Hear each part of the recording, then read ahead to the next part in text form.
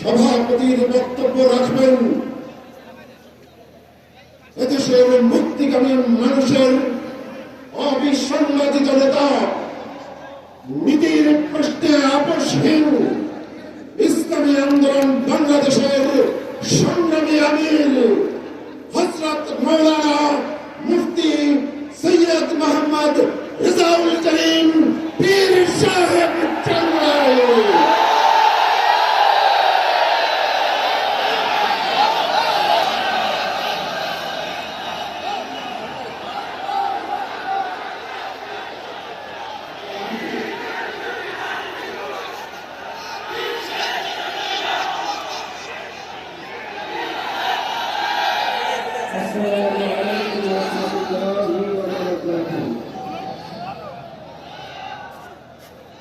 بسم الله الرحمن الرحيم نحمده ونصلي على رسوله الكريم المبارك فأعوذ بالله من الشيطان الرجيم بسم الله الرحمن الرحيم ظهر الفساد في البر والبحر بما كسبت أيدي الناس صدق الله العلي العظيم ولرسوله اللهم صل على سيدنا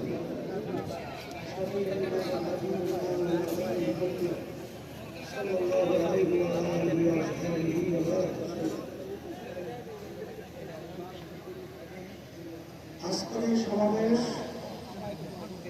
এই উদ্দেশ্যে ইতিমধ্যে আমরা গুরুত্বপূর্ণ ব্যক্তিদের গুরুত্বপূর্ণ আলোচনার মাধ্যমে আমরা মেসেজ পেয়েছি সামনে বাংলাদেশকে এই লক্ষ্যে আমরা গঠন করার দায়িত্ব পালন করব ইনশাআল্লাহ। সংস্কার, বিচার ও ক্রিয়ার পদ্ধতিতে জাতীয় নির্বাচন আয়োজনের দাবিতে এবং দেশ ও ইসলাম বিরোধী সকল ষড়যন্ত্র ও চক্রান্তের প্রতিবাদে আয়োজিত ইসলামী আন্দোলন বাংলাদেশে আজকের এই মহাসমাবেশে উপস্থিত বিভিন্ন রাজনৈতিক দলের নেতৃবৃন্দ, ওলামায়ে কেরাম, সাংবাদিক বন্ধুগণ, শিক্ষাবিদ, বুদ্ধিজীবী ও প্রিয় দেশবাসী, সবাইকে আন্তরিক শুভেচ্ছা ও কৃতজ্ঞতা জানাচ্ছি। শুরুতে জুলাই অভ্যুত্থানে জীবন উৎসর্গকারী বীর যোদ্ধাদের স্মরণ করছি। তাদের শোকাহত পরিবার পরিজনের প্রতি সমবেদনা জ্ঞাপন করছি। আহত ও ক্ষতিগ্রস্ত সকলের প্রতি সম্মান ও কৃতজ্ঞতা জানাচ্ছি। 1957 সাল থেকে শুরু করে 1947 ও 1971 সকল যোদ্ধাদের প্রতি শ্রদ্ধা ও সম্মান প্রদর্শন করছি। দুর্নীতি দুঃশাসন মুক্ত সমৃদ্ধ ও উন্নত রাষ্ট্র নির্মাণের জন্য এদেশের মানুষ শত শত বছর ধরে আত্মত্যাগ করে যাচ্ছে। সুশাসন প্রতিষ্ঠার জন্য রক্তের নজরানা পেশ করে যাচ্ছে। তারই ধারাবাহিকতায় 24শে জুলাই আগস্টে ও আরেকটি গণ অভ্যুত্থান হয়েছে। আমাদের অতীতের আত্মত্যাগ বিফলে গেছে ভুল নীতি এবং অসুস্থ রাজনীতির কারণে। সুতরাং জুলাই অভ্যুত্থানকেও আমরা অতীতের মতো ব্যর্থ হতে যেতে পারি না। আবু সাইদুল মুক্ত আমাদের স্মৃতিতে অম্লান হয়ে আছে। আহতরা এখনো ক্ষত বয়ে বেড়াচ্ছে। তাই প্রয়োজনীয় রাষ্ট্র সংস্কার এখনই করতে হবে। অতীত স্বৈরতন্ত্রের সাথে জড়িতদের বিচার করতে হবে। আরেকটা কথা স্পষ্ট ভাষায় বলে দিতে চাই, ক্রিয়ার পদ্ধতিতে নির্বাচন আয়োজন করার কোনো বিকল্প নাই। আজকের এই জনসমুদ্র ক্রিয়ার পদ্ধতি নির্বাচনের পক্ষের জনসমুদ্র।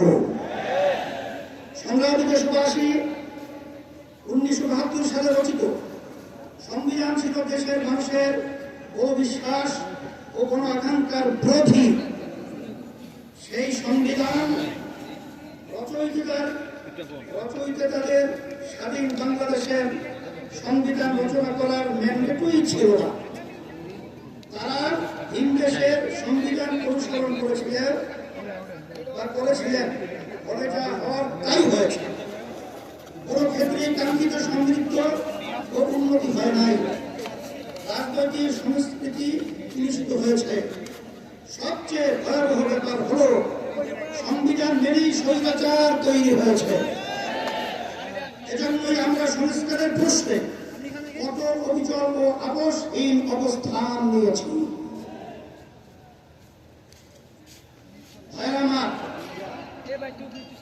জুলাই অভ্যুত্থানের প্রধান লক্ষ্য ছিল দেশকে স্বৈরাচারের হাত থেকে রক্ষা করা, 54 বছরের জমা হওয়া জঞ্জাল দূর করা।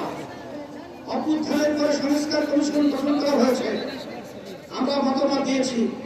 এখন সংস্কার নিয়ে দ্বিতীয় দফা আলোচনা চলছে। আমরা লক্ষ্য করছি মৌলিক সংস্কারে কেউ কেউ বড়ই বসে করছেন। এটা জুলাইয়ের সাথে বিশ্বাসঘাতকতা। স্বৈরাচার তৈরির রাস্তা খোলা রাখা যাবে না। সংস্কার না করে নির্বাচন আয়োজন করে দেশকে আবারও আগের অবস্থায় নিয়ে যাওয়া যাবে না। রাষ্ট্রের মূলনীতি সহ সংসদের উভয় পক্ষে পিয়ার পদ্ধতি নির্বাচনের মতো বিষয় ঐক্যমত্য না হলে কোন ভোটের আয়োজন করতে হবে। আমার কথিত ফ্যাসিস্ট জুলুমের রাষ্ট্র তৈরি করেছিল, হাজার হাজার মানুষকে গুম ও খুন করেছে, বিলিয়ন বিলিয়ন টাকা দেশ থেকে চুরি করে নিয়ে গেছে, লাখো মানুষকে কারাবন্দী করেছে, চাঁদাবাজি করে মানুষের জীবন প্রতিষ্ঠ করেছে, আর 24 জুলাই তো প্রকাশ্যে গণহত্যা করেছে। ফলে তাদের কোনো ক্ষমা নাই। যারা সরাসরি ফৌজদারি অপরাধের সাথে জড়িত ছিল তাদের বিচার করতে হবে। যারা অপরাধের সহায়তা করেছে তাদেরও বিচার করতে হবে। বিচারের ক্ষেত্রে কিছুটা অগ্রগতি হলেও অতীত সরকারের অধিকাংশ মন্ত্রী, এমপি এবং নেতারা এখনো জেলের বাইরে। অনেকেই দেশের বাইরে থেকে উস্কানি দিয়ে যাচ্ছে। আজকের এই মহাসমাবেশ থেকে ঘোষণা করছি, অবিলম্বে ফ্যাসিবাদীর সাথে জড়িত সকলকে শাস্তির আওতায় আনতে হবে। আরেকটা কথা বলি, সুপ্রিম কোর্টে বিচারপতি নিয়োগ নিয়ে অতীতের মতোই বাতাসে নানা রকম কথা ভাসছে। আমরা আমাদের চোখ কান খোলা রেখেছি। যোগ্যদের বাদ দিয়ে যদি তথাকথিত স্বভাববদ্ধ রাজনীতিবিদদের নিয়োগ দেওয়া হয় তা কারোর জন্যই সুকুমার হবে না। প্রিয় দেশবাসী, দেশের সকল মানুষের ভোটের দাম সমান। কারো ভোট যাতে অবমূল্যায়ন না হয় সেই ব্যবস্থা করতে হবে। তাই আগামী নির্বাচন সংসদের উভয় পক্ষে অবশ্যই পিয়ার পদ্ধতিতে নির্বাচন দিতে হবে। যেটা যত শতাংশ ভোট পাবে সংসদে তাদের সেই অনুপাতি হারে আসন থাকবে। এই পদ্ধতিতে রাষ্ট্র পরিচালনায় সকলের মতের প্রতিফলন ঘটবে। কোন দল জালেম হওয়ার সুযোগ পাবে না।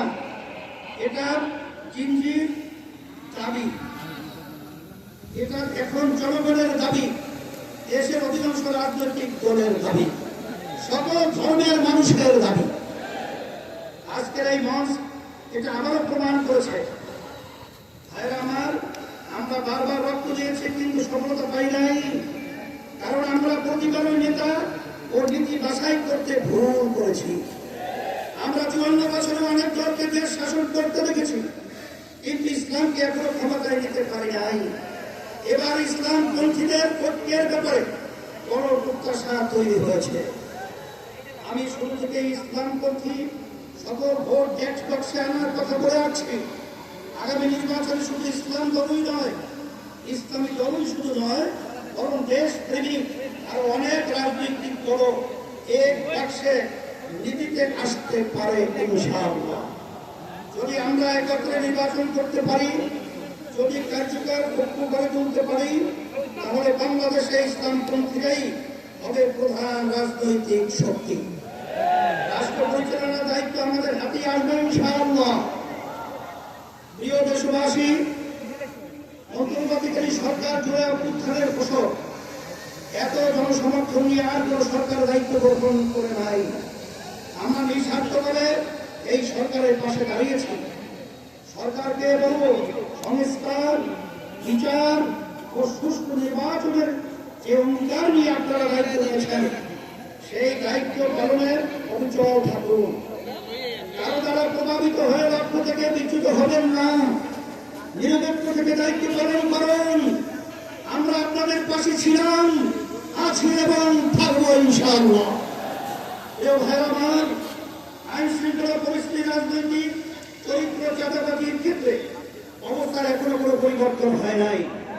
একটি দলের বিরুদ্ধে অভিযোগ উঠেছে, কারো নাম ধরে সমালোচনা করতে চাই না, তবে পুরনো রাজনৈতিক অপসংস্কৃতি ঠিক রাখার চেষ্টা সহ্য করা হবে না। রাজনীতির নামে সন্ত্রাস, চাঁদাবাজি অবশ্যই প্রতিহত করতে হবে ইনশাআল্লাহ। ভাইরা আমার, আমাদের প্রধান লক্ষ্য হবে মানুষের জীবনের নিরাপত্তা নিশ্চিত করা এবং মানুষের জীবন মান উন্নত করা, ভবিষ্যৎ প্রজন্মের জন্য নিরাপদ দেশ গড়ে তোলা, মানুষের বিশ্বাস ও চিন্তার স্বাধীনতা নিশ্চিত করা। আমরা একটি সমৃদ্ধ বাংলাদেশ নির্মাণ করতে চাই। কৃষক ও শ্রমিক ভাইদের উদ্দেশ্যে আমি বলতে চাই, অতীতে কেউ আপনাদের স্বার্থ রক্ষা করে নাই, আপনাদের শ্রমের প্রকৃত মূল্য কেউ দেয় নাই। ইসলামী শক্তি ক্ষমতায় আপনাদের স্বার্থ নিশ্চিত করা হবে ইনশাআল্লাহ। ব্যবসায়ী ভাইদের উদ্দেশ্যে বলতে চাই, আপনাদেরকে পদে পদে চাঁদা দিতে হয়, প্রশাসনিক হয়রানির শিকার হতে হয়, বিদ্যুৎ জ্বালানি নিয়ে ভোগান্তির শিকার হতে হয়, ঋণ পাওয়া নিয়ে ব্যতিব্যস্ত হতে হয়।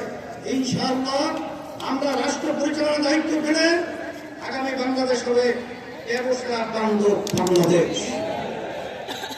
যেন তরুণদেরকে বলি, তোমরা আমাদের ভবিষ্যৎ, তোমাদের সম্ভাবনা কিসের জন্য আমরা ওয়াদাবদ্ধ। আমি আমার প্রিয় তরুণ যুবকদের আশ্বস্ত করতে চাই, আগামী বাংলাদেশে তোমরাই হবে মূল শক্তি।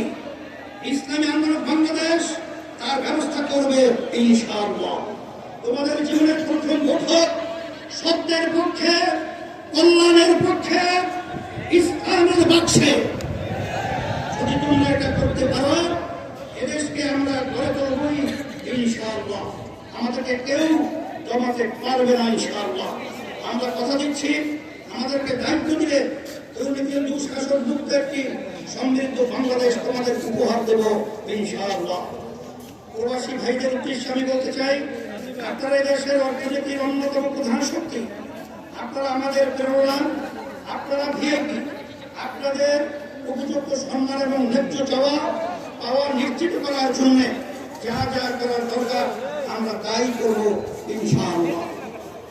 সম্মানিত ওলামায়ে কেরাম, আপনারা দেশের শ্রেষ্ঠ সন্তান, অথচ অনেক ক্ষেত্রেই আপনারা অবহেলিত এবং রাষ্ট্রের সুবিধা থেকে বঞ্চিত। আগামী নির্বাচনে বাংলাদেশ পরিচালনার দায়িত্ব পেলে ওলামায়ে কেরামদের প্রাপ্য সম্মান ও মর্যাদা নিশ্চিত করব ইনশাআল্লাহ।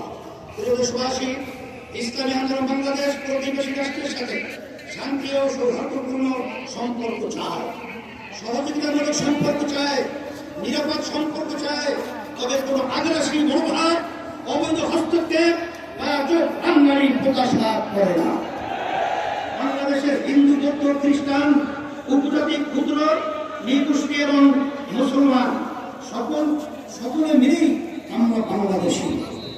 এই দেশ আমাদের সকলে, ধর্ম বর্ণ নির্বিশেষে সকলের জানমালের নিরাপত্তা নিশ্চিত করা এবং সবার জন্য সমান সুযোগ ও মর্যাদা প্রদান করা আমাদের রাজনৈতিক অঙ্গীকার।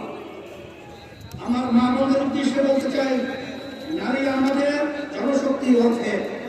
দেশ গঠনে নারীদের ভূমিকা খুবই গুরুত্বপূর্ণ। ইসলামী আন্দোলন বাংলাদেশ নারীর স্বাধীনতা, সম্মান, অধিকার নিশ্চিত করতে চায়।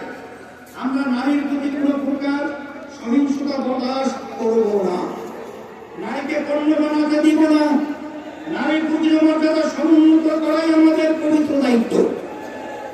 আমার এই মহাসমাবেশ থেকে আমরা ফিলিস্তিনি জনতার প্রতি সমর্থন ঘোষণা করছি।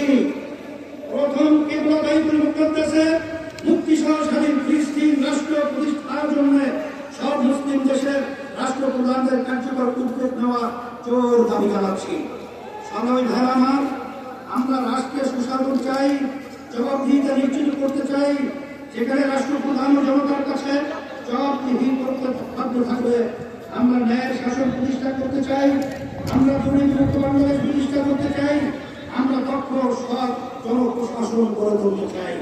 প্রতিষ্ঠার পর থেকে আজ পর্যন্ত ইসলামী আন্দোলন বাংলাদেশ কখনো অন্যায়ের সঙ্গে আপোষ করে নাই, সরকার পথে ক্ষমতায় যেতে চায় নাই, নীতি বিসর্জন দেয় নাই। সবকিছুর মধ্যে আমরা ইসলাম, দেশ ও জনগণের স্বার্থকে প্রাধান্য দিয়েছি। আগামীকাল আমরা প্রত্যাশাকে পূরণ করতে চাই। প্রিয় নেতা কর্মী বৃন্দকে বিশেষ করে আমরা বলব, আপনারা অনেক ঘাম ঝরিয়েছেন, অনেক সময় দিয়েছেন, অনেক রক্ত দিয়েছেন, জীবন দিয়েছেন। আপনাদের কোরবানির বদৌলতে ইসলামী আন্দোলন বাংলাদেশ আজ গণমানুষের শক্তিশালী রাজনৈতিক দলে পরিণত হয়েছে। এখন সময় ফসল ঘরে তোলা। সুতরাং মহাসমাবেশ থেকে ফিরে গিয়ে কমিটিগুলোকে আরো সক্রিয় করুন, গ্রাম মহল্লা ভোট কেন্দ্র ভিত্তিক কমিটি গঠন করুন, সকল ভোটারের কাছে গিয়ে দাওয়াত দিন, তাদের সামনে ইসলামের সৌন্দর্য শ্রেষ্ঠত্ব তুলে ধরুন, সকল ধর্ম মহব্বত মাসলাকের সাথে সম্পর্ক উন্নয়ন করুন, সকল পেশাজীবীদের সাথে সম্পর্ক ঘনিষ্ঠ করুন। প্রিয় দেশবাসী, আগামী বাংলাদেশ ইসলামের বাংলাদেশ, আগামী বাংলাদেশ দেশপ্রেমিকদের বাংলাদেশ, এই লক্ষ্য অর্জনের সকলকে সর্বোচ্চ শক্তি নিয়োগ করার আহ্বান জানাচ্ছি। আসুন সকলে মিলে আমাদের স্বপ্ন পূরণে একযোগে কাজ করি। আজকের মহাসমাবেশে আসার জন্য সবাইকে আবার ধন্যবাদ ও কৃতজ্ঞতা জানাচ্ছি। ইসলামী আন্দোলন বাংলাদেশের সকল নেতা কর্মীকে শুকরিয়া জানাচ্ছি। আপনারা যারা পরিশ্রম করেছেন তার প্রতিদান একমাত্র আল্লাহই প্রদান করবেন ইনশাআল্লাহ। সারা দেশ থেকে যারা এসেছেন, সহযোগিতা করেছেন, প্রচার করেছেন এবং যুক্তি পরামর্শ দিয়েছেন, তাদের সবার জন্য অন্তর থেকে বলছি আল্লাহ আপনাদের প্রতিদান দিবেন। প্রশাসনের ভাইদের শুকরিয়া জানাই, সামাজিক কর্মীদের শুকরিয়া জানাই, আরো যারা যেভাবে সহায়তা করেছেন তাদের সবার জন্য আপনার কাছে দোয়া করি। আল্লাহ হাফেজ। ইসলামী আন্দোলন বাংলাদেশ এমন একটা অবস্থান আপনাদেরকে মেসেজ দিয়েছে, 5ই আগস্টের পরে এখন ইসলামের পক্ষে যে ক্ষেত্র তৈরি হয়েছে, এই ক্ষেত্রে যদি আমরা মাঠে ময়দানে সোচ্চার না থাকি, তাহলে এই দেশের ভিতরে মাঠের ভিতরে আকাশে জন্মাবে এবং ফ্যাসিস্টরা আমাদের বাংলাদেশকে কলুষিত করবে। নুরের মতো লজ্জা প্রমাণ করেছে, আমার ভোট কেন্দ্রে ওরা দখল করবে।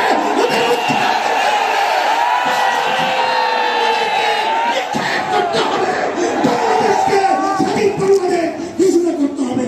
আল্লাহ হাফেজ। সবাইকে গ্রহণ করে আমরা শেষ করেছি। আলহামদুলিল্লাহ, আল্লাহ সকলকে ভালো রাখুন, কবুল করুন। বিশেষ করে যারা দর্শক থেকে বিভিন্ন জায়গা থেকে আসার পথে তারা সাহায্য করেছে